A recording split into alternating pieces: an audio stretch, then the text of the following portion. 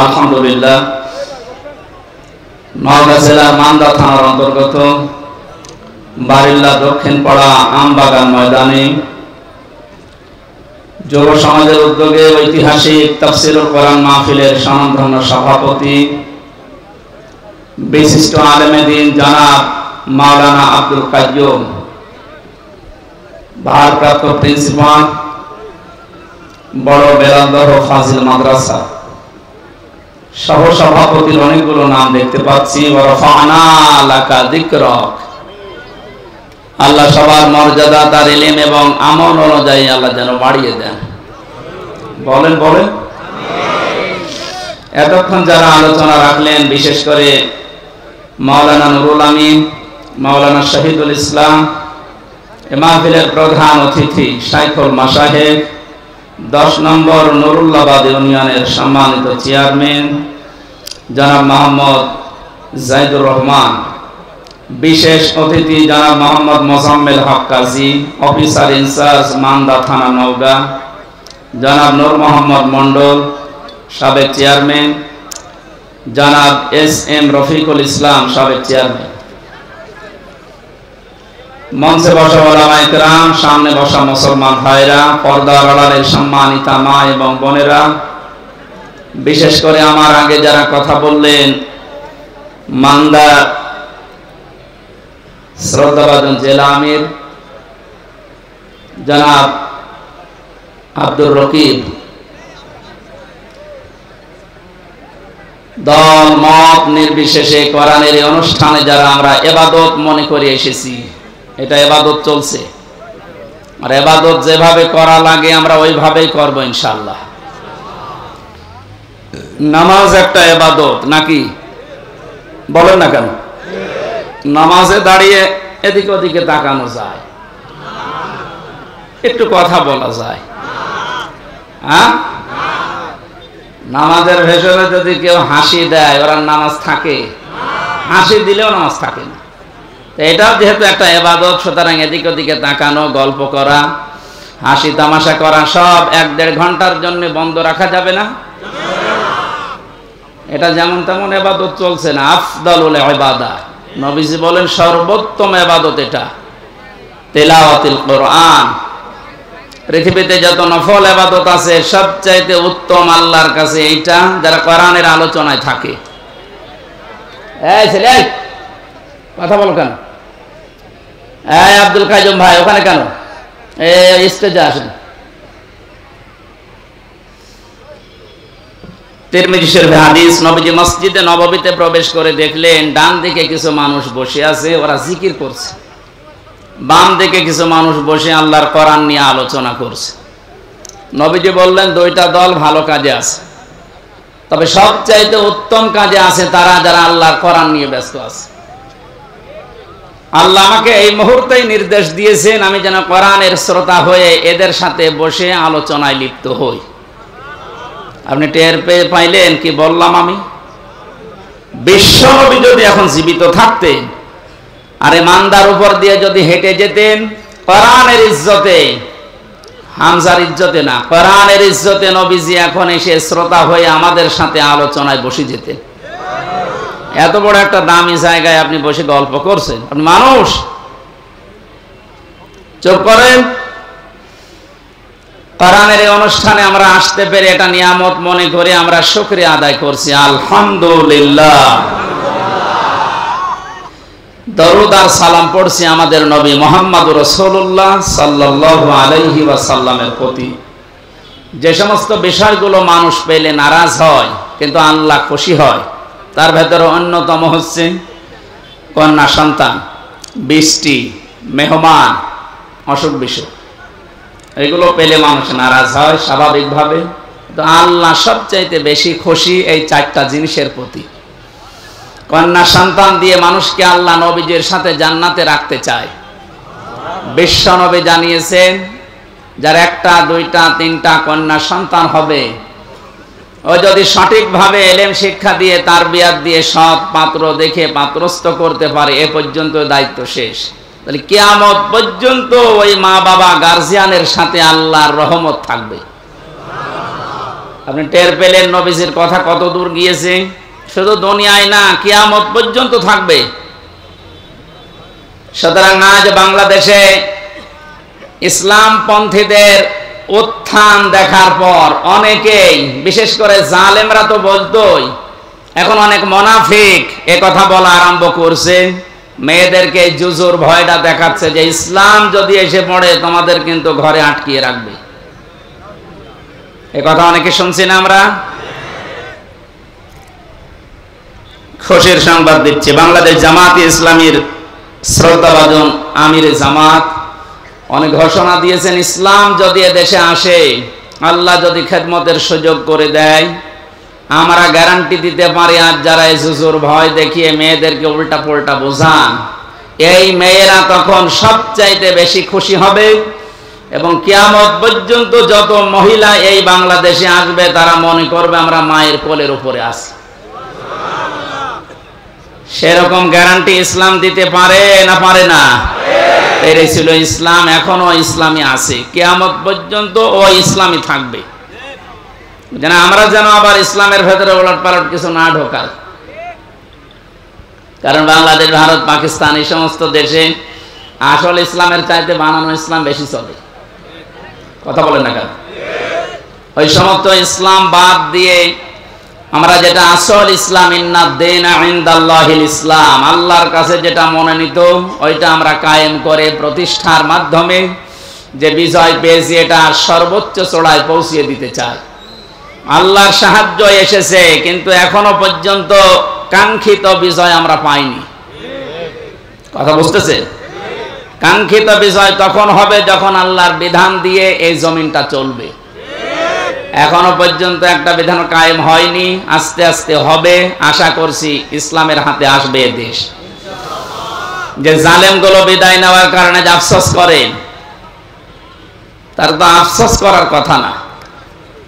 কোরআনে কারীম জানিয়েছে, ওয়ালা ইয়াহসাবান্নাল্লাযীনা কাফারু আন্নামা নুমলি লাহুম লিয়াখায়রুল লিআনফুসিহিম।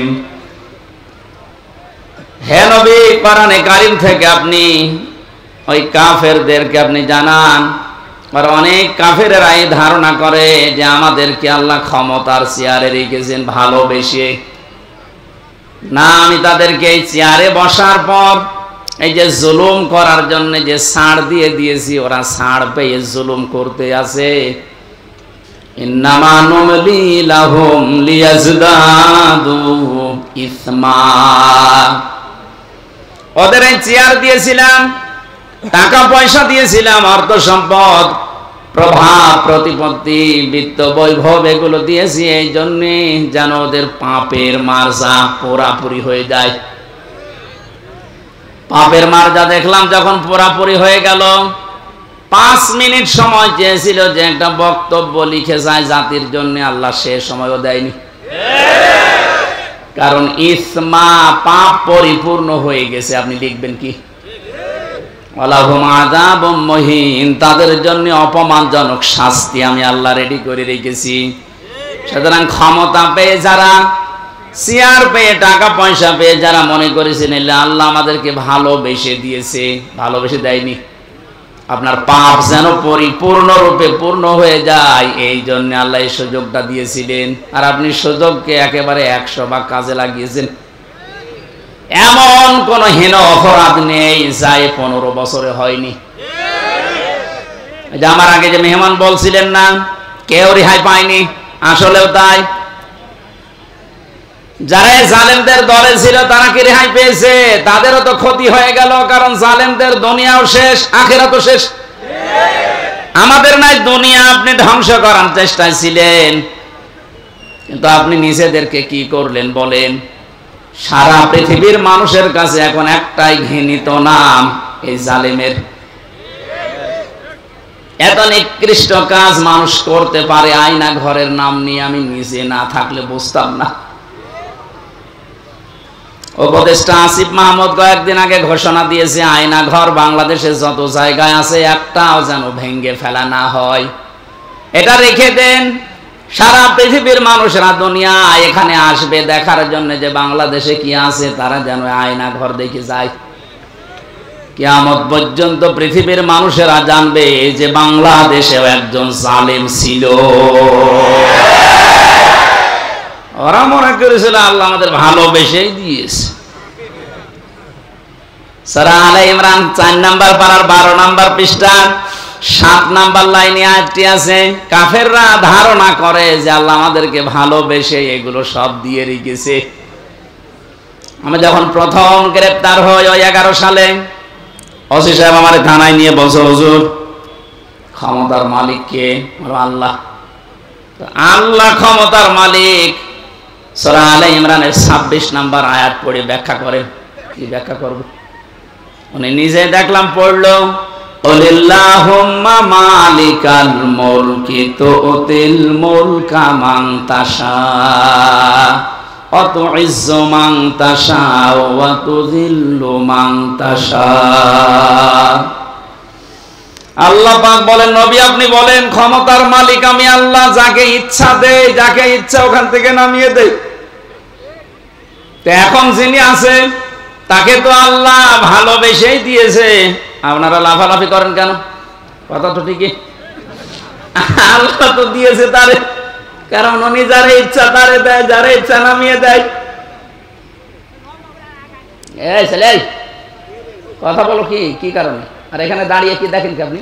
আর এখানে বসেন না, বাড়ি চলে যান। যান, পেছনে সেল লাগছে, মুরব্বী দেখছেন না? এই সবাই আবার কয়বার বলা লাগবে আপনার? আবার ওইদিকে যাচ্ছেন। এই ছেলে কোন দিকে তাকাও তুমি নিজে? সরো সরো, এখানে সরো, সরো সরো সরো, তাড়াতাড়ি সরো।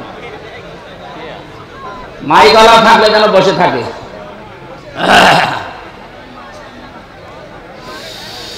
আমার ভাইরা, এই জন্য কোরআনে কারীম যারা আমরা শুনতে আজ এসেছি ইবাদত মনে করি, যেভাবে ইবাদত করা লাগে আমি আবার বলছি, আল্লাহ যেন ওইভাবে আজকের 1-1.5 ঘন্টা ইবাদত হিসাবে তিনি লিখে দেন। বলেন আমিন। আজকের তেলাওয়াত কিন্তু আয়াত সূরা শূরা। শূরা শব্দের শাব্দিক অর্থ হচ্ছে সংসদ। শূরা মানে কি? এটা তো আমি বানালাম নাকি? এই শব্দ শুনলে অনেকের আবার অ্যালার্জি হয়তো, যাদের অ্যালার্জি হয়তো তারা এখন নেই। কথা বলেন না কেন? আমার তো মনে হয় কোরআনে কারীমের কথাগুলো বাংলার বিভিন্ন প্রান্তে বলতে গিয়ে যারা আলেমদের এই মাইক কেড়ে নিয়েছে ওদের নামের তালিকা করে এখন মোড়ে মোড়ে টাঙিয়ে দেওয়া দরকার। জালেমগুলো যেন কিয়ামতের আগে আর নিজের পরিচয় দিয়ে এলাকায় ঢুকতে না পারে। এখনো যদি কেউ বুঝে না বোঝার ভান করে কোন মুনাফিক আবার যদি এই কাজ শুরু করেন, আপনাকে আল্লাহ অপমান আরো বেশি করবে। কারণ আমির হামজা কথা বলছে ওর বাবার কথা সব নাকি বলেন? এই জন্য আমরা সতর্ককারী হিসাবে এসেছি। আল্লাহ আমাদেরকে নবীদের ওয়ারিস বানিয়েছেন। বিশ্ব নবী সহ যত নবী দুনিয়ায় ছিল সব নবী ছিল সতর্ককারী। আজকের আলোচনার বিষয় হচ্ছে সতর্ক। কি বললাম? আমাদের সতর্ক হওয়া লাগবে। আর এই জন্য এলাকার মানুষ মিলে এই আয়োজন দিয়েছে যেন আমরা সতর্ক হতে পারি। শূরা মানে সংসদ। 53টা আয়াত দিয়েছেন আল্লাহ, 5টা রুকু আছে। একটা মাত্র আয়াত পড়েছি, 5টা ভাগ করেছেন আল্লাহ এই আয়াতের ভেতরে। আমরা এই 5টা বিষয়ে তাফসীর যেহেতু লিখে দিয়েছেন, ওইভাবে আমরা কথা বলার চেষ্টা চালাবো ইনশাআল্লাহ। এই সমস্যা কি?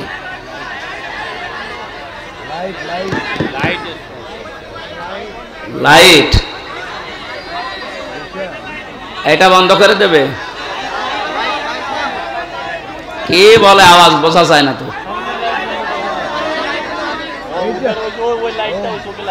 ওইটা এগুলাই মাগরিবের পর থেকে জ্বলছিল, এখন দেখেননি? কার মোবাইলের লাইট?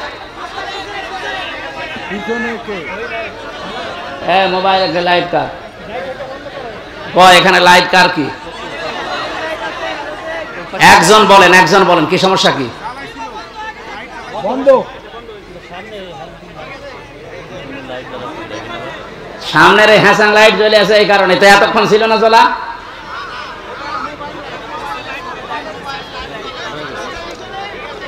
হ্যাঁ, পেছনে মোবাইলের লাইট জ্বলছে কার?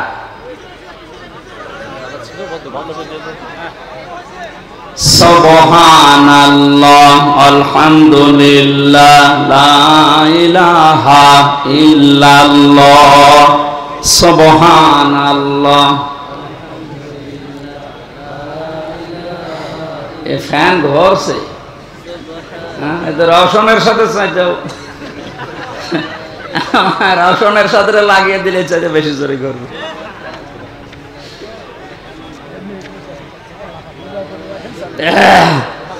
সুবহানাল্লাহ, আলহামদুলিল্লাহ, লা ইলাহা ইল্লাল্লাহ, সুবহানাল্লাহ, আলহামদুলিল্লাহ, লা ইলাহা ইল্লাল্লাহ, লা ইলাহা ইল্লাল্লাহ, মুহাম্মাদুর রাসূলুল্লাহ। নওগাঁবাসী অ্যাক্টিভ হয়ে শুনবেন, কোরআনে কারীম আল্লাহ এমন ভাবে সাজিয়েছেন, এটা হেদায়েত দেওয়ার একচ্ছত্র মালিক আল্লাহর হাতেও দিয়ে দিয়েছেন। এই জন্য যত বেশি আপনি মন লাগাবেন, কান লাগাবেন, আল্লাহ তত তাড়াতাড়ি আপনাকে পথ দেখিয়ে দেবে। বিশ্বাস করতে পারেন 100 ভাগ কোরআনের কোন সতর্কবাণী শোনার পরে যদি কারো মনের পরিবর্তন না হয়, সে যেন বিশ্বাস করে নেয় যে তার কপালে আর হেদায়েত নেই। কথা বুঝতেছেন? আল্লাহ পাক বলেন, ওয়াকাযালিকা আওহাইনা ইলাইকা কুরআনান আরাবিয়্যান লিতুনযিরা উম্মাল কুরা ওয়া মান হাওলাহা। এসে চুয়াডাঙ্গার এমপি ছিল মাওলানা হাবিবুর রহমান, মাঝে মাঝে বলতেছে আমি ওয়াজ করে করবো কি, এত ওয়াজ করে এক বেদের মেয়ে জোসনা এসে আমার বান্দাল সব ভাঙে ফেলে, আমি একটু আটসাট করে গুছিয়ে নেব, ও এক কথা বলি আমার লাইন কেটে দিচ্ছে। এটা চোখ থাকা যাচ্ছে না ঘন্টা খানি।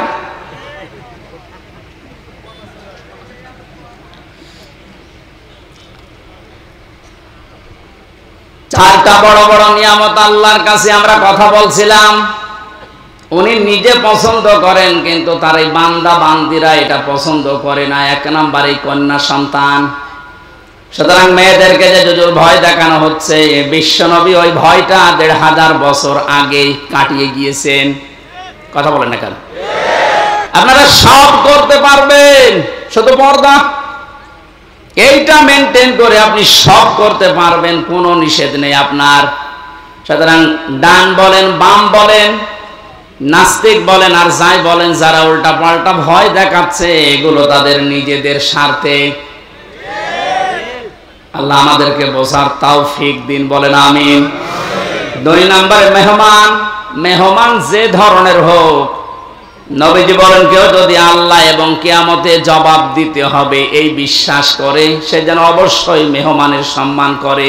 কারণ মেহমান যখন আপনার বাড়িতে আসবে, সে তার নিজের খাবার নিয়ে আসবে, আপনি শুধু আপ্যায়ন করার কারণে পুরাটা সাদগা দেওয়ার সওয়াব পাবেন। 3 নম্বরে বৃষ্টি, এটা মাঝে মাঝে আমাদের উপরে হচ্ছে, এটা আল্লাহর রহমত। 4 নম্বরে রোগ ব্যাধি। 4 নম্বর কি? রোগ ব্যাধি আল্লাহ এই কারণে দেন, বান্দার চলতে ফিরতে উঠতে বসতে যে সমস্ত অপরাধগুলো হয়, আল্লাহর কাছে যাওয়ার আগ পর্যন্ত যেন আপনি একেবারে পুত পবিত্র হয়ে যেতে পারেন। এই জন্য রোগ শোক দিয়ে আল্লাহ মাঝে মাঝে আপনাকে পুত পবিত্র করে নিয়ে যেতে চান। এই জন্য রোগ শোক হলে আপনি ভেঙে পড়বেন না, আল্লাহর উপরে রাগ বাড়াবেন না, এটা আপনার গুনাহ মাপের কারণ। নবীজি বলেন যদি পায়ে কাঁটাও ফোটে, জ্বর হয়, তাও মনে করবো আমার একটা গুনাহ মাফ হয়ে গেল। বলেন সুবহানাল্লাহ। ওয়ামা সাবাকুম মিন মুসিবাতিন ফাবিমা কাসাবাত আইদিয়াহুম ওয়া ইয়াফু আন কাসীর। সূরা শূরার ভেতরে আছে, আল্লাহ জানিয়েছেন যে সমস্ত বিপদ আপদ গুলো তোমাদের উপর আমি মাঝে মাঝে পাঠাই, একটাও ইচ্ছা করে পাঠাতে চাই না। তোমরা যে অপরাধ গুলো করো, এই অপরাধের শাস্তির কারণে কিছু কিছু মাঝে পাঠাই। সব অপরাধের শাস্তি যদি দুনিয়ায় দিয়ে দিতাম, শ্বাস করার সময় পেতে না। এই জন্য রোগ শোক হলে ভেঙে পড়বেন না। কিছু মানুষের অভিযোগ হয়ে যায় আল্লাহর উপরে, আল্লাহ তুমি আমার এই শুধু দেখো, পাশের বাড়ির কেউ দেখে না। আরে ভাই, আপনার রোগ দিয়েছে যে কোনো একটা অপরাধ মুক্ত করার জন্য, যে কোনো একটা গুনাহ মাফ করার জন্য, নয়তো কঠিন ময়দানে গিয়ে আপনি ধরা খান। এটা আল্লাহ চাই না, এই জন্য এই রোগটা দিয়েছে। সহ্য করে গেলে, ধৈর্য ধারণ করলে দুইটা সওয়াব পাওয়া যাবে। জোরে বলুন সুবহানাল্লাহ। আমরা যে আয়াত পড়েছি ভাই, ব্যাখ্যায় যাচ্ছি সরাসরি। ওয়াকাযালিকা আওহাইনা ইলাইকা, এইভাবে করে আমি আপনার প্রতি ওহী নাযিল করেছি। এইভাবে, কোন ভাবে? তাফসীরে ফি জিলালিল কোরআনে লিখেছেন, মুফাসসির বলেন এইভাবে মানে এর আগে আল্লাহ বহু নবীকে আল্লাহ ওহী দিয়েছিলেন ঠিক এইভাবে। আমরা জানি 104খানা কিতাব আল্লাহ দুনিয়ায় দিয়েছেন, তার ভেতরে বড় বড় 4টা, 100টা সহিফা। নবীদের উপর আল্লাহ কম বেশি যেগুলো দিয়েছিলেন, এই 104খানা কিতাব, 3খানা কিতাবে আল্লাহ যা দিয়েছেন সবগুলো সামারাইজ করে আমার আল্লাহ কোরআনে কারিমে ঢুকিয়ে দিয়েছেন। তাহলে ওহীর এই ধারাবাহিকতা, নবীদেরকে আমার আল্লাহ পাঠিয়েছেন। নবী হওয়ার জন্য যতগুলো যোগ্যতা লাগে তার ভেতরে 1 নম্বরে নবীরা ওহী পাবে। দুনিয়ার অন্য কেউ ওহী পাবে না, শুধু নবীরা ওহী পাবে। কারা? বলেন বলেন। এখান থেকে কয়েকটা শিক্ষা আছে, আমি সামনে আসছি। আল্লাহ পাক নবীদেরকে ওহী দিয়েছিলেন পূর্ণাঙ্গ শরীয়ত নাযিল করার জন্য। সর্বপ্রথম যে নবীকে ওহী দিয়েছিলেন হযরতে নূহ আলাইহিস সালাম, একেবারে সর্বশেষ কমপ্লিট করার জন্য কোনদিন আর কিছু লাগবে না। যাকে তিনি ওহী দিয়েছেন তার নাম মুহাম্মাদুর রাসূলুল্লাহ। আল্লাহ পাক তাকে ওহী দিয়ে সর্বশেষ জানিয়ে দিয়েছেন, আলিয়াউমা আকমালতু লাকুম দীনাকুম, হে নবী আজকের এই দিনই আমার যে জীবন ব্যবস্থা, দিন ইসলাম, এটা আমি পরিপূর্ণ করে দিলাম আপনাদের জন্য। আমার যত নিয়ামত ছিল সব আপনাদের জন্য আমি পরিপূর্ণ করে দিলাম। এবং শুধু ইসলামকে পরিপূর্ণ করে শেষ করে দিলাম না, ওয়ারাদিতু লাকুমুল ইসলামা দীনা, ইসলাম জীবন ব্যবস্থা এটা আমি আল্লাহ নিজে আপনাকে দিয়ে রাজি হয়ে গেলাম। জোরে বলুন সুবহানাল্লাহ। এখানে যারা আছি আমরা অধিকাংশ যেহেতু মুসলিম, সুসংবাদ গ্রহণ করেন। আল্লাহ শুধু ইসলাম দিয়ে শেষ করে দেয়নি। আল্লাহ বলেন আমি ইসলামের উপরে শুধুমাত্র, কেবলমাত্র, একমাত্র রাজি আছি। তাহলে এই আয়াত দ্বারা বোঝা যায় দুনিয়ায় প্রায় 4500 ধর্ম, এখন কোন ধর্মের মানুষের উপরে আল্লাহ রাজি নেই। কথা বলেন না কেন? কোন ধর্মের মানুষের উপরে আল্লাহ রাজি নেই। এমনকি তাদের ধর্মীয় অনুষ্ঠানের দ্বারা যদি আল্লাহকে খুশি করতে কেউ চায়, ওমাইয়াবতাগি গায়রাল ইসলামি দীনান ফালাইয়ুকবালা মিন। সূরা আলে ইমরানের 85 নম্বর আয়াতের প্রথম অংশে আছে, ইসলাম বাদ দিয়ে দুনিয়ার যে কোনো নিয়ম দিয়ে যদি কেউ আল্লাহকে রাজি করতে চায়, ওর জীবনের কোনো ইবাদত বন্দেগী আল্লাহর কাছে কবুল হচ্ছে না, হবে না। ইকবাল এটা মোজারে, বর্তমান ভবিষ্যৎ, প্রেজেন্ট ফিউচার। আরবি গ্রামার অনুযায়ী মোজারের আগে লাং শব্দ আসলে অর্থ হয় কোশ্চিন কালেও হবে না। গ্যারান্টি দিচ্ছে কে? আল্লাহ। আরো জোরে বলেন আল্লাহ। যেহেতু সতর্ক আজকের আলোচনা, সতর্ক করছি তাম দুনিয়ার মানুষদেরকে। আমি বহু ইহুদের সাথে মিশে দেখেছি বিভিন্ন দেশে, যে আমি খ্রিস্টানের সাথে মিশেছি, যারা সত্যি ধর্ম পালন করে চলে। কোরআনের এই আয়াতে যে 2টা পড়লাম, সূরা মায়েদা এবং সূরা আলে ইমরান, আর একটা আছে 19 নম্বর আয়াত সূরা ইমরানের, ইন্নাদ-দীনা ইনদাল্লাহিল ইসলাম। অবশ্যই আমি আল্লাহর কাছে মনোনীত একটাই জীবন ব্যবস্থা, ধর্ম, তার নাম ইসলাম। তার নাম কি? লক্ষ্য করেন শব্দের দিকে, দ্বীনের আগে আলিফ লাম আছে। আরবি গ্রামার অনুযায়ী আলিফ লাম 4 ভাবে ব্যবহার হয়। এখানে যেটা আছে একেবারে নির্দিষ্ট করার জন্য যে আলিফ লামটা, রব্বুল আলামিন জানাতে চেয়েছেন পৃথিবীর মানুষেরা অবশ্যই আমি আল্লাহর কাছে একটাই মাত্র জীবন ব্যবস্থা, ধর্ম পছন্দনীয়, গ্রহণীয়, সেটার নাম ইসলাম। ওই সমস্ত মানুষগুলো ধর্ম এত কঠিন ভাবে মেনে চলে। ইহুদিদের সাথে যখন আমি গাড়িতে যেতাম দেখেছি এত খাস পর্দা করে চলে, ওদের স্ত্রীদেরকে শুধু চোখ দেখা যায়, হাত মোজা পা মোজা পর্যন্ত পরা। খ্রিস্টানের সাথেও মিশে দেখেছি যারা সত্যি ধর্ম মেনে চলে, অ্যাক্টিভ। মুসলমানদের ভেতরে যারা প্র্যাকটিসিং মুসলিম একেবারে 100%, তারা যেমন খাস পর্দা করে চলে আমি ওই রকম পেয়েছি। কিন্তু ওদের ওই ধর্মের দ্বারা, ওদের ওই জীবন ব্যবস্থার দ্বারা আল্লাহকে রাজি করা সম্ভব না, কারণ ওগুলোর উপরে আল্লাহ রাজি নেই। যেহেতু পৃথিবীর সর্বশ্রেষ্ঠ এবং নির্ভুল কিতাব, সর্বশ্রেষ্ঠ সর্বশেষ নির্ভুল কোরআনে কারীম, এটা দিয়ে সতর্ক করলাম যত জায়গায় আওয়াজ যাচ্ছে আপনি এখনো চিন্তা ভাবনা করে দরকার হয় ফিরে আসবেন, সময় এখনো আছে। কিন্তু মৃত্যুর গড়গড়ানি শুরু হয়ে গেলে তখন কিন্তু আর তাওবাও কবুল হবে না। আশা করি সতর্কবাণীটা আপনি মানবেন। আর আমাদের জন্য সুসংবাদ, দুনিয়া আখিরাতে কিচ্ছু না পাই, ইসলাম পেয়েছি, মানতে পারি আর না পারি। হয়তো 100 মানতে পারি না পারি পুরো নিয়মটা, কিন্তু ইসলাম আমি জীবন ব্যবস্থা হিসাবে পেয়েছি, এই জন্য আমি খুশি।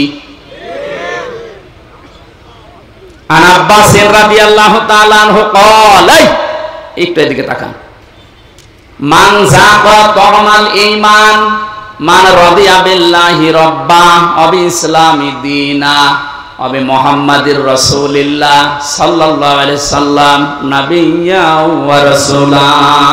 রাওয়াহু মুসলিম। আল্লাহর নবী জানিয়েছেন পৃথিবীর প্রতিটি জিনিসের আলাদা আলাদা স্বাদ আছে। ঈমান যদি কেউ আনে আর মনে করে আমি স্বাদ পেতে চাই, ঈমানেরও স্বাদ পাওয়া যায়। ঈমানের স্বাদ আছে না নেই? ঈমানের স্বাদ যদি না থাকবে, পৃথিবীতে মানুষ ইসলামের জন্য এত কোরবানি দেবে, এত কষ্ট সহ্য করবে কোন কারণে? অবশ্যই ঈমানের স্বাদ আছে। ঈমানের স্বাদ পাওয়ার জন্য এখানে 3টা পয়েন্ট আমরা পেয়েছি। যে ব্যক্তি আল্লাহকে রব পাওয়ার পরে খুশি হয়ে গেছে, মুহাম্মদুর রাসূলুল্লাহকে একমাত্র আদর্শ পাওয়ার পরে খুশি। 3 নম্বরে দিন বা জীবন ব্যবস্থা হিসাবে ইসলামকে পেয়ে যারা খুশি, এই মানুষগুলো ঈমানের স্বাদ পেয়েছে। ঈমানের স্বাদ পাবে তা না, মান যাকা, এটা মাঝি, অতীতের শব্দ, পাস্ট। আল্লাহ জানাতে চেয়েছেন নবীজির মাধ্যমে যে ওই মানুষগুলো ঈমানের স্বাদ পেয়েই গেছে। আপনি এখন মিষ্টি খেলে স্বাদ পান, তেঁতুল খেলে আরেকটা স্বাদ পান। পৃথিবীতে সর্বশ্রেষ্ঠ দামি জিনিস আমাদের কাছে ঈমান, এর স্বাদ পাওয়া যাবে না? এই স্বাদ যদি সত্যি সত্যি কেউ পেতে চায়, ইসলাম বাদ দিয়ে পৃথিবীর কোন ধর্ম সঠিক এ কথা বলাও তার জন্য জায়েজ নেই।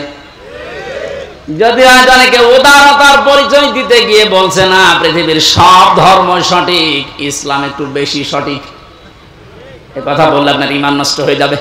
কারণ দিনের আগে আল্লাহ আলিফ লাম খেলা করার জন্য দেয়নি। আমার কথা বুঝতেছেন?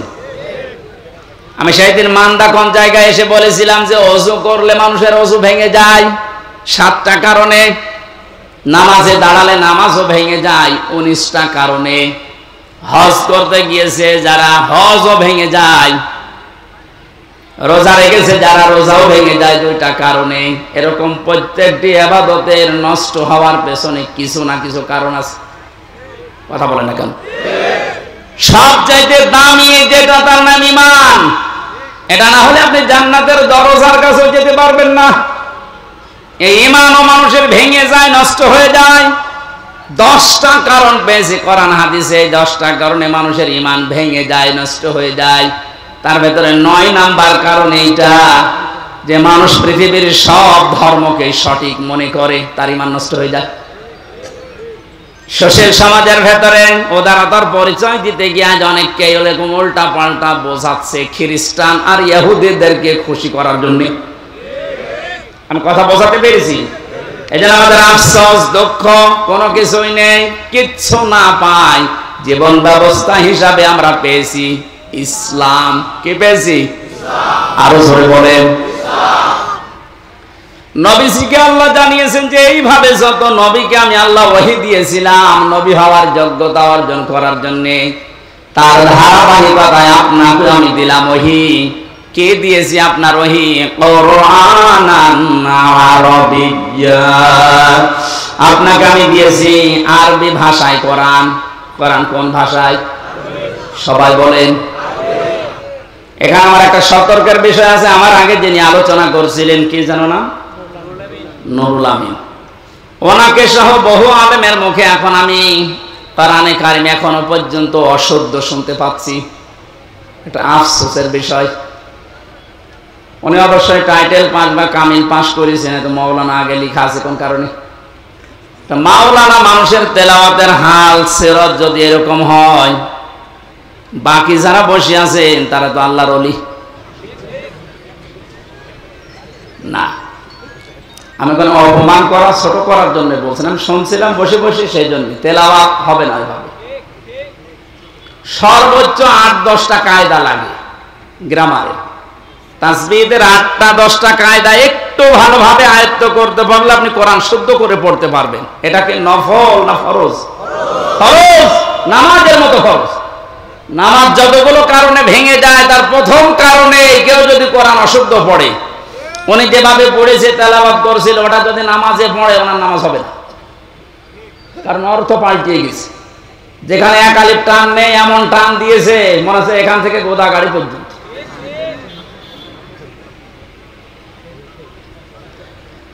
এই জন্য আশা করছি কোরআনে কারিম এলাকায় যারা পড়ায়, মাদ্রাসা এবং এতিমখানা মসজিদ যেখানে আছে, এই সমস্ত জায়গাগুলো আরো ওপেন করেন। এখন যেহেতু জালেমের আর কোনো আনাগোনা নেই, হ্যাঁ এরপরেও কিছু জালেম মুনাফিকের সুরত নিয়ে এখনো পর্যন্ত বিভিন্ন দৃষ্টিকে বাধা দিচ্ছে। সাফ কথা শোনেন, যারা কোরআনে কারিম পড়া, বোঝা, কোরআনে কারিমকে প্রচার করা, প্রতিষ্ঠা করায় বাধা দেয়, এরা টাটকা নির্ভেজাল কাফের, কোনো সন্দেহ নেই। এরা যদি মারা যায়, কোরআন বাধা দিয়েছে, কোরআন প্রচারে, প্রসারে, প্রতিষ্ঠায়, শিক্ষায়, এ মানুষগুলো মারা গেলে ওর জানাজার দরকার নেই, কবরে দেওয়ার দরকার নেই। আজকে যদিও আমার একজন দায়িত্বশীল বলছিল এত কড়া করে বলা ঠিক না, মানুষের অন্তরে একটু দুঃখ লাগে। তা আল্লাহ যদি এ ফোর্সে বলে, আমি এ ফোর্স থামাবো কি করি? আল্লাহ মনে হয় বলেনি, আমি মনে হয় বানালাম।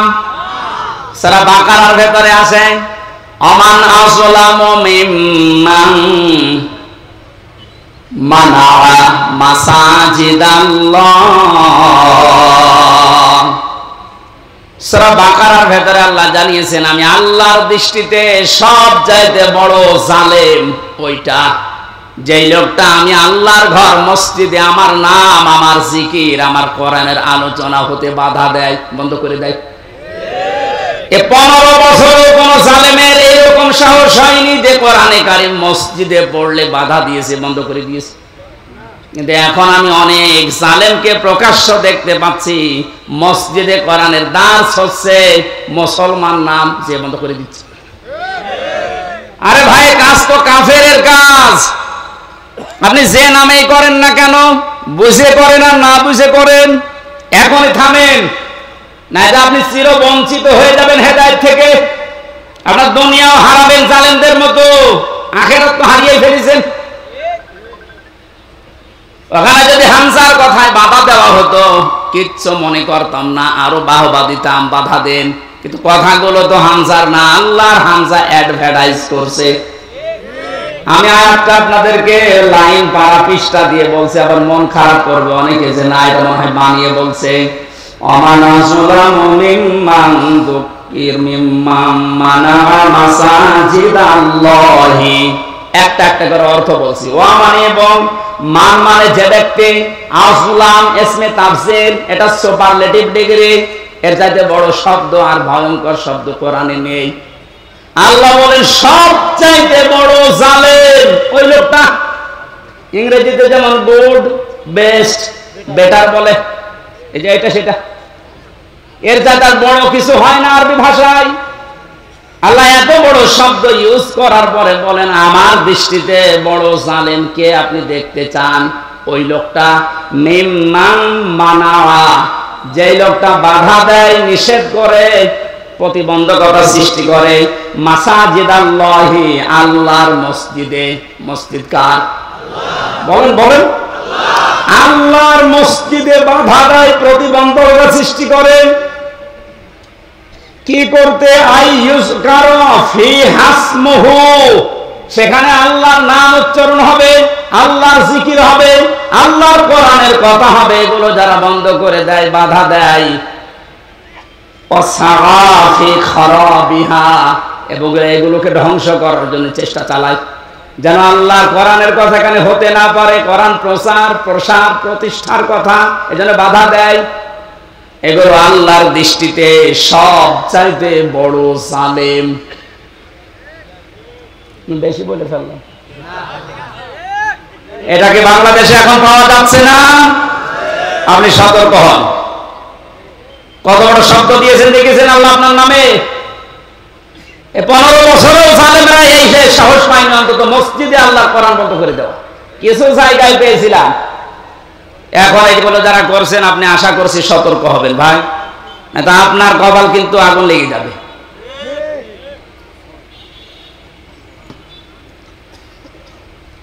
এই আয়াতের ভেতরে পেয়েছিলাম কোরআনান আরবিয়্যা, কোরআনে কারীম আপনার পথে আমি দিয়েছি ইংরেজি ভাষায়। কি বলেন না কেন? কেন আরবি ভাষায় দিলাম? পৃথিবীর যত ভাষা আছে সবচাইতে সহজ ভাষা আল্লাহর কাছে আরবি ভাষা, কিন্তু আজ এটা অনেকের কাছে কঠিন করে রেখেছি আমরা। কত বড় বড় মানুষেরা ফতোয়া দিচ্ছে যে এটা আমাদের জন্য না, এটা আলেমদের জন্য। কে বলেছে আপনাকে? নামাজ পড়া যেরকম ফরজ, মাস্ট বি কোরআনে কারীম শিক্ষা করা ওইরকম ফরজ। দল মত নির্বিশেষে, বুঝে হোক না বুঝে হোক, অন্তত আপনি নবীর দল বাদ দিয়ে অন্য দলে আছেন, থাকেন, কিন্তু কোরআন পড়া শুরু করেন। জেলখানায় বহু মানুষকে আমি উল্টা পাল্টা দেখেছি, কোরআনে কারীম 1 বছর 1.5 বছর পড়ার পরে ওই মানুষগুলোরা এত পরিবর্তন হয়েছে। এই যে আমাদের কুষ্টিয়ার কৃতি সন্তান আবরারকে যারা হত্যা করেছিল, এর 13 জনের ফাঁসি হয়েছিল। এর ভেতরে 4 জনকে মাওলানা জসিমউদ্দিন রহমানী সাহেব নিচে বসে বসে হাফেজে কোরআন বানিয়ে দিয়েছে। এই যে পুরা কোরআন শরীফ যাদের মুখস্থ হয়ে গেছে, শুধু মুখস্থ না, এরা অনেক অর্থ পর্যন্ত এখন বুঝতেছে, কারণ আরবি গ্রামার ওর ভেতরে পড়ায় আলেমদের কাছে। ওরা সেই পর্যায়ে এখন আছে, এখন অনুশোচনা করে, অনুতপ্ত হয় যে আমরা জালেমদের কথা মতো ভুল করে ফেলেছি। সত্যি যদি ওরা কোনদিন আসতে পারে বাইরে, আপনি ওদেরকে কোরআন মেরেও কোরআনের কাছ থেকে সরাতে পারবেন না। এজন্য আহ্বান জানাচ্ছে আপনি আরবি ভাষাটা শেখেন। ওয়ালাকাদ ইয়াসসারনাল কোরআনা লিযিকরি ফাহাল মিন মুদ্দাকির। 4 বার আল্লাহ একটা কোরআনে 1 সূরার ভেতরে দিয়েছেন। আমি কোরআন সহজ করে দিয়েছি তোমাদের জন্য। এরপরও এখান থেকে শিক্ষা করা, উপদেশ নেওয়ার মতো কি কেউ কে পাবো না? কে বলছে? এই জন্য যেখানে আসেন আগে কোরআনের কাছে আসেন, এইটা শেখেন। আপনাকে আমি আমার বাবার দিকে ডাকছি না, ডাকছি আমার আল্লাহর কোরআন শিক্ষার জন্য। এই দুনিয়াতে যেহেতু কোরআনে কারীম দিয়ে সতর্ক করার জন্য নবীদের প্রতি আল্লাহ ওহী করেছেন সতর্ক বাণী হিসাবে। প্রথম সতর্কের ভেতরে পেয়েছি লিতুনদিরা উম্মাল কুরা ওয়া মান হাওলাহা। একটু খেয়াল করে শুনবেন। আল্লাহ পাক বলেন এই আরবি ভাষায় কোরআনে কারীম আপনার প্রতি আমি ওহী করলাম কেন জানেন? আপনি এ দ্বারা এই যে উম্মুল কোরা যেটা শহরের মা, তার মানে মক্কা শরীফ, এই মক্কার লোকদেরকে আপনি সতর্ক করবেন। এতটুকু যদি আল্লাহ পাক বলে শেষ করে দিতেন এই আয়াতটা আমি পড়তাম না। পরের শব্দটাই সমস্যা হয়ে গেছে আমাদের জন্য। আল্লাহ পাক বলেন উম্মাল কুরা ওয়া মান হাওলাহা, শুধু মক্কা নগরী না, এর আশপাশে যত জায়গা আছে, তাফসিরে মুফাসসিরিন ইকরাম লিখেছেন আশপাশ মানে তামাম দুনিয়া। তার মানে কোরআনের সতর্কবাণী চলবে শুধু মক্কা আর মদিনায়। বলেন বলেন, আমান হাওলাহা, সারা দুনিয়ায়, সারা দুনিয়ার জন্য এই কোরআন।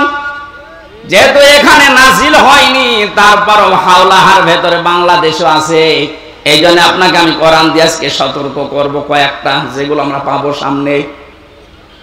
কোরআনে কারীম দিয়ে সতর্ক করার পরেও যদি কোনো মানুষের, ওই যে আগে বললাম যে পরিবর্তন আসছে না, আপনি মেনে নিতে পারেন, বিশ্বাস করতে পারেন যে আল্লাহকে আপনাকে আল্লাহ জাহান্নামেই দেবে।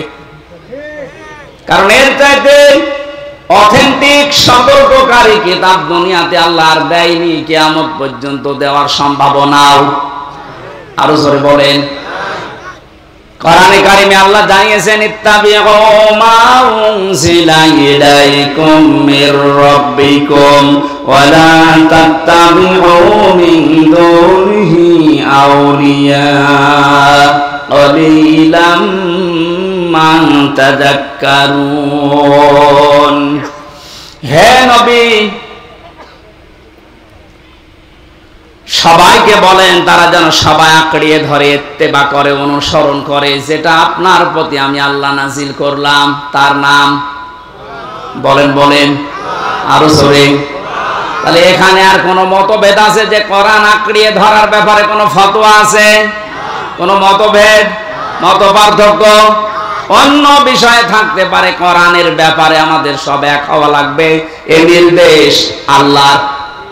আল্লাহর পরবর্তীতে বলেন আমালা তাত্তাবিউ, অনুসরণ করবা না, মিন দুনিহি আউলিয়া, কোন ওলির। শাব্দিক অর্থ শোনার পরে মনে হচ্ছে আল্লাহ তার ওলিদের বিরুদ্ধে। না মানে আপনি বলেন শাব্দিক অর্থ যেটা করলাম আল্লাহ ওলিদের বিরুদ্ধে মনে হচ্ছে। ওয়ালা তাত্তাবিউ, কে অনুসরণ করবা না, মিন দুনিহি আউলিয়া, ওলির বহু বচন আউলিয়া, কোন ওলির অনুসরণ দরকার নেই। শাব্দিক অর্থ শোনার পরে কিন্তু মনে হচ্ছে যে আল্লাহ মনে হয় তার ওলিদের বিরুদ্ধে। তাফসিরে আমি যতগুলো মিলিয়েছি আয়াতের সাথে, সব মুফাসসির এভাবেই লিখেছেন। আল্লাহ পাক ভালোভাবে জানেন দুনিয়াতে এমন সময় আসবে যে সময় আমার অনেক বান্দা বান্দি আবেগে আল্লাহর চাইতে ওদের আব্বাকে বড় মনে করবে। সে সময় আসতে এখনো দেরি আছে। কথা বলেন এখন, সে সময় পার হয়ে গেছে। আল্লাহর চাইতে আব্বাকে এত বড় মনে করেছিল, আল্লাহর ঘোষণা ওর পছন্দ হয়নি। আল্লাহর ঘোষণা ছিল কি, মিল্লাতা আবিকুম ইব্রাহিম, তোদের জাতির পিতা ইব্রাহিম। এটা কোরআনের আয়াত না? এই কথা বলেন না কেন? এটা পুরো উল্টিয়ে, জাতির পিতা ইব্রাহিম আমরা মানি না, আমার পিতা ইব্রাহিম, আমার পিতা জাতির পিতা। আল্লাহ ওটা দাঁড় করাতে দিয়েছে। কথা বলেন না কেন? শুধু হেলিকপ্টারে উঠতে দেরি। আমি তো দেড়টার সময় ছাদের উপরে থেকে দেখছিলাম, একজন আমারে বলছে কিছুক্ষণ পরে সেনাবাহিনী বসেছে, ঘোষণা আসবে। তারপর ওই সময় গুলি চলছিল, 14 জন আমার সামনেই মারা গেছে 5 তারিখে। দেড়টার পরেই কিছুক্ষণ পরে 2টায় উনি ভাষণ দেবে, হলো না 3টায় দেবে, হলো না 4টায় দেবে সেনাবাহিনীর প্রধান। এ পর্যন্ত আসতে আসতে আর মাত্র 1 ঘন্টা। 4টার পরে ভাষণ শুনে 5টার আগে শুনছি কুষ্টিয়ায় বাবা আর নেই। যে কয়টা বাবা যেখানেই ছিল সে ছবি আকারে হোক আর পাথর দিয়ে হোক একেবারে গুড়িয়ে দিয়েছে। কোন বাবার অনুসরণ যেন না করা হয়, এই জন্য আল্লাহ কোরআনে কারিমে সতর্কবাণী দিচ্ছেন। এ সতর্ক যারা মানে নাই, কত কিছু নষ্ট করলেন। বলেন আপনার বিবেকের কাছে কি হয়েছে এত? কোটি কোটি টাকা খরচ করে আপনি এটা করলেন, স্থায়ী তো হইল না। ঘন্টা ব্যাপী সময় লাগে না, যে যেটা দিয়ে পেরেছে ভেঙেছে। অনেকে ভাঙতে না পারলে পোশাক করেছে। আমি কাবা শরীফে যখন তাওয়াফ করছিলাম, ওপরে ওঠার পরে আমার পেটে হঠাৎ ব্যথা। এক পুলিশকে জিজ্ঞাসা করলাম, ভাই এতক্ষণ তো ভালোই ছিলাম, 7 চক্কর দিলাম, কিছু হইল না, এ কোন জায়গায় আসলাম, পেটে ব্যথা করছে। পুলিশ আমারে বলছে, হাজি ওর হজ্জা দায় না বিলা দোকান। ও হাজি বা দেশ কোথায়? যে তুমি বাংলাদেশ। বাংলাদেশ থেকে এসেছি। ওনার ভাষা দিয়ে আমারে বলছে, আপনি জানেন না এটা কোন জায়গা? না তো, আবু জাহেলের বাড়ি। আপনি এখনো পায়খানা না করে দাঁড়িয়ে আছেন, তাড়াতাড়ি করেন। সত্যি কথা বলছি, পায়খানা করে দেখে আমার পেটের ব্যথা ভালো হয়ে গেছে। আল্লাহ আমাকে যেন জানাতে চাচ্ছিল, হামজা ওই সময় 3.5 লাখ টাকা লাগতো 16 সালে। এত টাকা খরচ করে আসলে আরো শয়তানের মুখে পায়খানা না করে চলে যাবা, তাড়াতাড়ি করো। পেটের ব্যথা দিয়েছিল কে? কথা বলেন না কেন? এত দামি জায়গা কাবার পাশে। আমার মনে হয় কাবা শরীফ থেকে আবু জেহেলের বাড়ি কাছে, এরপরে নবীর বাড়ি, তাই না? কাবার পাশে যে জায়গা, তার দাম বেশি না কম? বেশি। মানে আপনি এখন 1 কাঠা কিনে দেখেন তো, এত দামি জায়গা। আল্লাহর কোরআনের বিরুদ্ধে যাওয়ার কারণে, কোরআনের বিরুদ্ধে অবস্থান নেওয়ার কারণে ওর বাড়ি যদি পায়খানা হতে পারে, এদেশে যারা জালেম, কোরআনের বিরুদ্ধে যারা অবস্থান নিয়ে আল্লাহর বর্ণিত ইব্রাহিম বাদ দিয়ে অন্য কাউকে যারা বসাতে চেয়েছিল, আমার তো মনে হয় ওই বাড়ি ঘরগুলো এখন বিশ্ব আন্তর্জাতিক টয়লেট বানানো দরকার। মানুষ যেন ওখানে যে পেটে ব্যথা উঠলে কাম সারতে পারে। কারণ এই জায়গাগুলো অভিশপ্ত, জালেমরা যেখানে থাকে এই জায়গাটা হয়ে যায় অভিশপ্ত। আমরা মিনা থেকে মুজদালিফায় যাওয়ার আগে দেখেছি বারবার যারা পেছনে থাকে বলে এখান থেকে দৌড়ান কেন? কারণ এটা জায়গাটা গজবের জায়গা। গজবের কিছু জায়গা আছে যেখানে জালেমেরা বসবাস করে, জায়গাটাই আল্লাহ গজবের জায়গা বানিয়ে দেয়। আর আমার তো মনে হচ্ছে এই দেশটায় যারা জুলুম করেছে 1734 জন মানুষ ছিল মেন দায়িত্বে, এদের অধিকাংশ বসবাসের জায়গাগুলো এখন গজবের জায়গা। অনেক জালেম এখন মাঝে মাঝে কম দেয় যে হুজুর আপনি যা বলেন এর জন্য তো আমারও ভয় লাগে, আতঙ্ক লাগে, আপনি আমার নাম বলে দেন কেন? আমি তো সেরকম কিছু করি নাই। কিচ্ছু করেন নাই। আপনি নিজেই বলতেন যে হুজুর আপনার দোষ নেই, আমি জানি। তে জানেন আপনি, আপনাকে একটু যদি সাহায্য করতেন, উপরে যে কয়টা স্যার আছে আপনার যদি বলতেন যে কিচ্ছু জানেন এ বিষয়ে, আমারে তো দায়িত্ব দিয়েছেন রিমান্ডের, কিছু পাইনি, কি করব, একটু একটু নরমাল করে দেই, তাহলে আমার 3 বছর থাকা লাগে না। আপনি উপরে উপরে বলতেন আর ভেতরে যে এমন এমন কথা লাগাতেন, ওরা নিজেরা আপনারে বলতো পিটান, হুজুরে পিটান। আমি নাম আর নেই না, নামও নিচ্ছে না, কিন্তু আপনি যা করেছেন বিবেকের কাছে আপনি জিজ্ঞাসা করেন, আপনি ঘুমাতে পারবেন না। কোরআনে কারীম দিয়ে সতর্ক করা দরকার, শুধু মক্কা মদিনা না, তামাম পৃথিবী। এজন্য আলেম যারা দাবি করে, নবীর ওয়ারিস যারা, এই দাবিদার মানুষগুলোর উচিত পেছনের দিকে না তাকিয়ে কোরআন দিয়ে তামাম দুনিয়া চষে বেড়ানো। আল্লাহ এই দায়িত্ব এখন আলেমদেরকে, এই ছোট্ট গোলাম হামজাকেও দিয়েছে। আমি যেন ইখলাসের সাথে পরিপূর্ণভাবে পালন করার চেষ্টা করতে পারি, বলেন আমিন। আল্লাহ রাব্বুল আলামিনের পরে জানিয়েছেন ইয়াউমাল জামিউ লা রাইবা ফীহি ফারিকুন ফিল জান্নাতি ওয়া ফারিকুন ফিস সাঈর। এখানে 2টা তথ্য আছে। এতদিন একটা ভ্রান্ত ধারণায় ছিলেন, আশা করছি ওটা মিটবে, বিশেষ করে আলেমরা। আপনারা আছেন তো?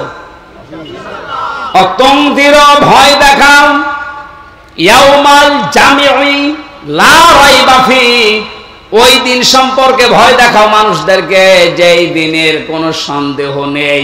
আর আমরা সবাই এখন থেকে জানছি ওই দিনের নাম কিয়ামতের দিন। কোন দিন?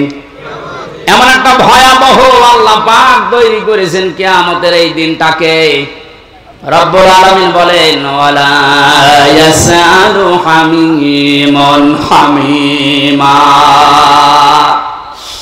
সেই দিন বন্ধু বন্ধুর সামনে প্রশ্ন করবে, ইউবাসসারুনাহুম, তাদেরকে যখন দৃষ্টিগোচর করা হবে এর সামনে ওকে, এই সামনাসামনি যখন মানুষ আসবে, লাউ ইয়াফতাদি মিন আযাবি ইয়াউমিযিন বিবানি, আল্লাহর কাছে নিজের সন্তান পর্যন্ত দিয়ে বলবে আল্লাহ এটা আমি দিয়ে দিলাম, আমারে মুক্তি দাও। এইটা মুক্তিপণ। এটা কি? জেলখানায় থাকাকালীন এই সাবজেক্টটা আমাকে পড়িয়েছিল এটিএম আজহার সাহেব, উনি এখনো ভেতরে আছে। আমার একবার ডাক দিয়ে বলছে, হামজা তুমি তো বিভিন্ন বই পড়ো, বাইরে তো যাবা চলে, এক কাজ করো, প্রোডাক্টিভ মুসলিম আমার কাছে আছে, এই জেলার আর সোফার হিন্দু, ও আসলে বই কেড়ে নিয়ে চলে যায়, তোমার দ্বারা যেহেতু প্রচার হবে জাতির ভেতরে, বইটা নিয়ে যাও, এই যে এই চ্যাপ্টার গুলো পড়ে মানুষকে শোনাবা। তার ভেতরে মুক্তিপণ এটা ছিল। ওটা যখন পড়ছিলাম আমার মনে হচ্ছে কিয়ামত আমার সামনে আল্লাহ তুলে ধরেছে। আমি দেখে দেখে বলছি কোরআনে কারীম, আল্লাহ রাব্বুল আলামিন বলেন লাউ ইয়াফতাদি মিন আযাবি লাউ ইয়াবাদুল মুজরিমু লাউ ইয়াফতাদি মিন আযাবি ইয়াউমিযিন বিবানি। এটা কিয়ামতের সতর্ক বাণী আল্লাহ শোনাতে বললেন কেন? কারণ এই ময়দানে মুক্তিপণ হিসাবে মানুষ তার সন্তানকে দিতে চাইবে। আয়াতটা পড়ার পরে আমার ওই ছোট মেয়েটার কথা মনে হচ্ছিল, পরে আমি 7-8 মাস রেখে এসেছিলাম, এখন বয়স প্রায় 4 বছর। মাঝে মাঝে ওর কথা মনে হতো, আমি যেহেতু যোগাযোগ বিচ্ছিন্ন ছিলাম, ভেতরে কোনো যোগাযোগ ছিল না। ফাঁসির কন্ডেম সেলের ভেতরে 24 ঘন্টা তালা লাগানো, এদিকে 2.5 হাত, এদিকে 3.5 হাত, 24 ঘন্টা মনে হতো জিন্দা কবরে বসে আছি। যখন এই বইটা পেয়ে আয়াতটা মিলাচ্ছিলাম, আল্লাহ কিয়ামতে কি এমন তৈরি করবা যে আমার ওই ফারিহাকেও তোমারে আমার দিয়ে দেওয়া লাগবে, যে আল্লাহ মুক্তিপণ দিলাম, না এটা আমার বিশ্বাস হচ্ছে না। কি এমন ঝালঝালা অবস্থা পয়দা হবে আপনি নিজের সাথে এবার মিলান তো, যে আমার মতো হামজা, আমার সবচাইতে প্রিয় যেটা আল্লাহ রসুলের পরে আমার মা বাবার চাইতেও আমার কাছে প্রিয় এই ফারিহা, ওরে পর্যন্ত বলা লাগবে আল্লাহ একেও দিয়ে দিলাম, তুমি আমারে বাঁচাও। আল্লাহ এতটুকু শেষ করেননি। আপনি কথা শুনতে যেমন সহজ মনে হচ্ছে, বাস্তবে কি প্র্যাকটিক্যাল লাইফে এত সহজ হবে এটা? সবচাইতে আমি বললাম আল্লাহ রসুলের পরে আমি পৃথিবীতে সবচাইতে বেশি ভালোবাসি আমার ছোট মেয়েটাকে। বড়টার প্রতি অত মহব্বত এখন আর নেই, ছোটটার প্রতি যত বেশি। অথচ আল্লাহ বলেন বিবানি, তোর এই ফারিহাকেও বলবি যে আল্লাহ দিয়ে দিলাম, তুমি আমারে বাঁচাও, এর যা করবা করো।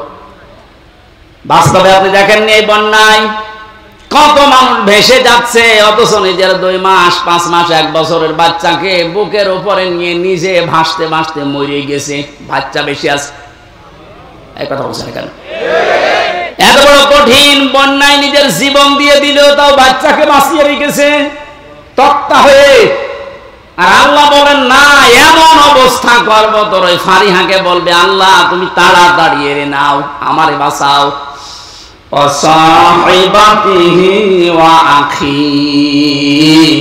সাহেব শব্দের 2টা অর্থ হয়, 1 নম্বরে স্ত্রী, 2 নম্বরে বন্ধু বান্ধব।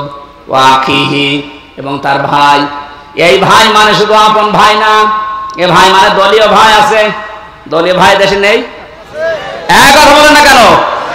বড় ভাই আছে, মেজ ভাই আছে, ছোট ভাই আছে। ঘর বানাতে যাবেন, একদল এসে বলবে বড় ভাই পাঠিয়েছে। না এই রাজশাহী নওগাঁ এসব নেই? আমার কোস্টিয়াম এটা ছিল, আমি যখন বাড়ি আরম্ভ করছিলাম ওই 19 সালে, একদল এসে বলছে বড় ভাই পাঠিয়েছে, মিষ্টি খেতে দেন, দিলাম। কিছুদিন পরে এসে বলছে ছোট ভাই পাঠিয়েছে, মিষ্টি খেতে দেন। ভাই কত তোমাদের? আল্লাহ বলেন কে আমাদের ওই কঠিন দিনে যেটা সম্পর্কে সতর্ক করতে বলছি নবী, ওই দিন সে তার এই ভাইকে পর্যন্ত যত রকমের ভাই বলবে আল্লাহ দিয়ে দিলাম, এদেরকে নেন, আমারে বাঁচান। ওয়া ফাসিলাতিহিল্লাতী তুবি, তার নিজের জ্ঞাতি গোষ্ঠী দলীয় লোক সব দিতে চাইবে। আজ বাংলাদেশের এই ছোট্ট বিপদে অনেকেই দেখেন মুখ খুলে সব দিতে রাজি হয়ে যাচ্ছে। কালকে একজনকে শুধু ডিম দেয়নি, শুধু ডিম দেখিয়েছে, তাইও বলছে আমার যা আছে সব নিয়ে যান, ডিম দেবেন না।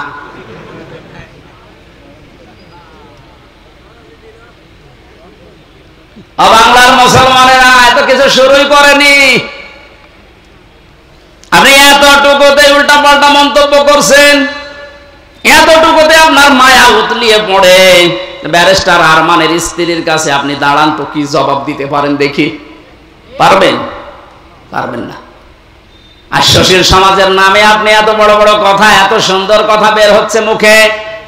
যেদিন আমার মাথায় দড়ি দিয়ে, পায়ে ডান্ডা বেড়ি লাগিয়ে, হাতের ভেতরে হ্যান্ডকাপ দিয়ে, কালো কাপড় দিয়ে চোখ বেঁধে টেনে নিয়ে যাচ্ছিল গরুর মতো, কোথায় ছিলেন আপনি সেদিন? ভণ্ডামি করার জায়গা পান না। অমানবতার প্রকাশ্য শত্রু যেই কয়েকজন এখন উল্টা পাল্টা কাজের কারণে জনগণের রসানলে পড়ছে, আপনি কি মনে করছেন এগুলো আল্লাহর ওলি?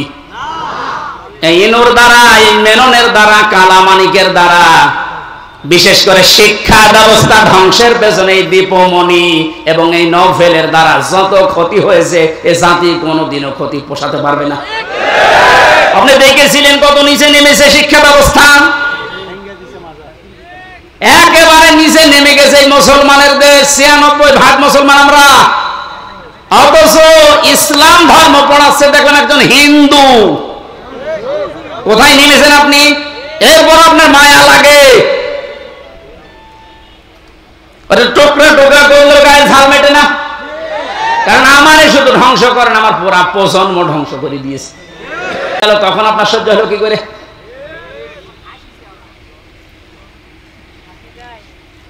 রব্বুল আলামিন বলেন, এই যে যত জ্ঞাতি গোষ্ঠী ছিল, দলের লোক ছিল, এ সব কিছুকে বলবে আল্লাহ দিয়ে দিলাম, নেন, আমারে আপনি মুক্তি দেন।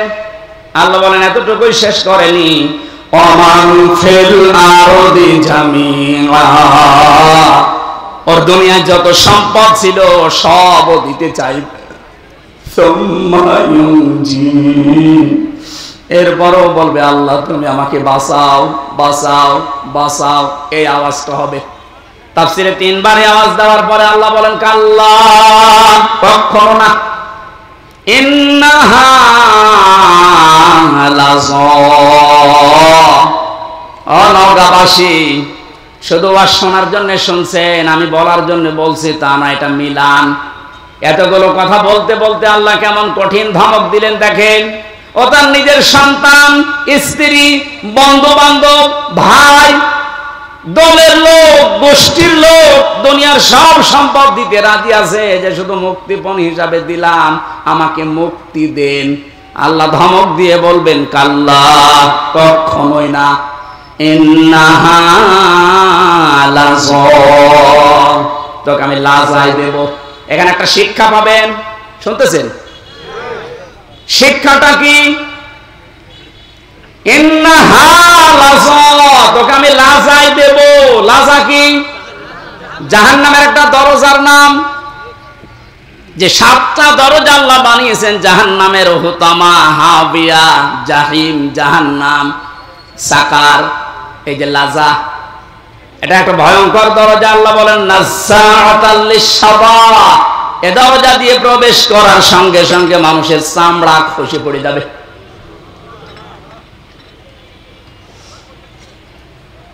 ওয়াজ বাড়ি নিয়ে যাওয়া না, এখানে পর্যন্ত রাখেন। বলেন তো এরকম কি ঘর দুনিয়ায় আছে যেখানে গেলে আগে চামড়া খসে যায়? আমি এখনো পাইনি। মাটির নিচে যতগুলো ঘর দেখেছিলাম, হ্যাঁ শাস্তি আছে, কিন্তু ঢোকালে চামড়া খসে যায়, আমি পাইনি, দেখিও নি। আল্লাহ এমন ঘরের পরিচয় দিচ্ছেন লাজা, এখানে গেলে আগে চামড়া খুলে যায়। তাহলে ঘরটা ভয়ঙ্কর। কথা বলে না কেন? এই পৃথিবীর জমিনের সবচাইতে ভয়ঙ্কর ঘরের নাম হচ্ছে আয়না ঘর। কথা বলে না কেন? আর আল্লাহ বলেন লাজা এত ভয়ঙ্কর, এখানে গেলে আগে চামড়া খসে পুরা চামড়াহীন হয়ে যাবে। নাযাতাল লিশাওয়া, কাদেরকে ঘরের ভেতরে দেব চামড়া খসাতে জানো? দেখেন তো আপনার মেলে কিনা। তাদউ মান আদবারা ওয়া তাওয়াল্লা, এই ঘরের দরজা নাম ধরে ধরে তাদেরকে শুধু ডাকতে থাকবে যারা ইসলামের কথা শোনার পরে, সঠিক কথাগুলো শোনার পরে মুখ ফিরিয়ে নিত, অ্যাবাউট টান করে অহংকার করে চলে যেত। আমার মনে হয় বাংলাদেশে এখন এই চরিত্রের মানুষ আছে।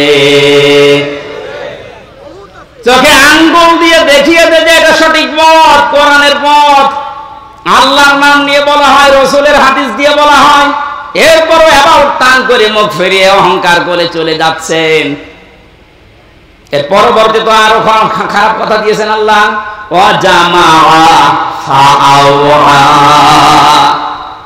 এই লাজা নামক জাহান্নাম তাদেরকে ডাকবে যে মানুষগুলো সম্পদ আদি শুধু জমা করেছিল, পঞ্জীবিত করেছিল আর মনে করেছিল এটা আমার কাছে থাকবে। এই জালেমরা যেটা মনে করেছিল। আমার তো মনে হয় কোরআনের সূরা মারিজের এই আয়াতগুলো পড়লে জালেমদের সাথে খাপের খাপ, মুমতাজের বাপ মিলে যাচ্ছে না? এগুলোকে 9:30 পর্যন্ত কি করেছেন? আমার আয়াত কেবল শুরু হচ্ছে আর এখন আদায় করে না। এই জন্য তো মাহফিলে আমি আসতে চাই না, আদায় করা মাহফিলে নিয়ে আসবেন না, এগুলো আগে থেকে করে নেবেন। তাফসীর করতে লিখে দিয়েছেন, আমি তা যা শেষ করবো তো আয়াতগুলো, নাকি আগে ওটা করে নেব? শেষ করে এখন থাকবেন তো নাকি টাকা কথা তোলা কথা বললে অত চলে যাবে? নেন 5-7